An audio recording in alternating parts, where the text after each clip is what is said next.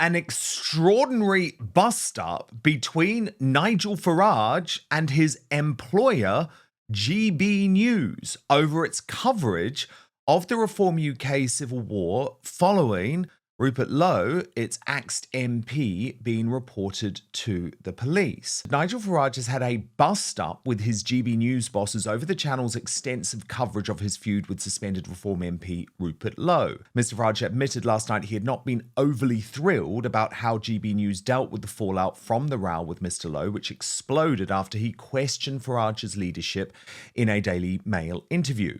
But sources at the station claimed Mr Farage had refused to present his primetime show in protest, although this was disputed by Farage and GB News, who said he was due to be off screen as part of the pre-local election herder period and had decided to do so a week earlier in order to attend Reform dinners and honour commitments in America. However, Nigel, first time he's publicly criticised GB News, said, "We weren't overly thrilled about how GB News devoted more airtime to the issue than any other channel. We had a right go at them about it."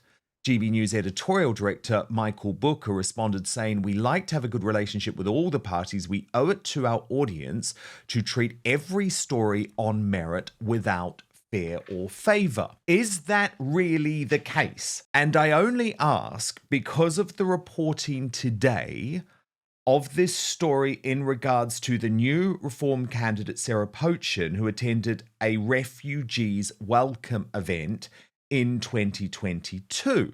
This is something that the party had tried to scrub from social media.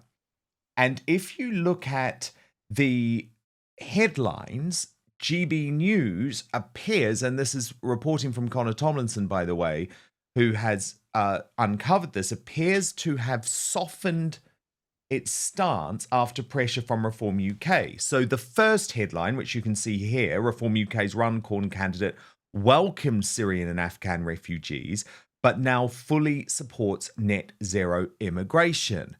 However, that headline has now been changed to read, Reform UK's Runcorn candidate fully supports net zero immigration and is committed to deporting illegal migrants.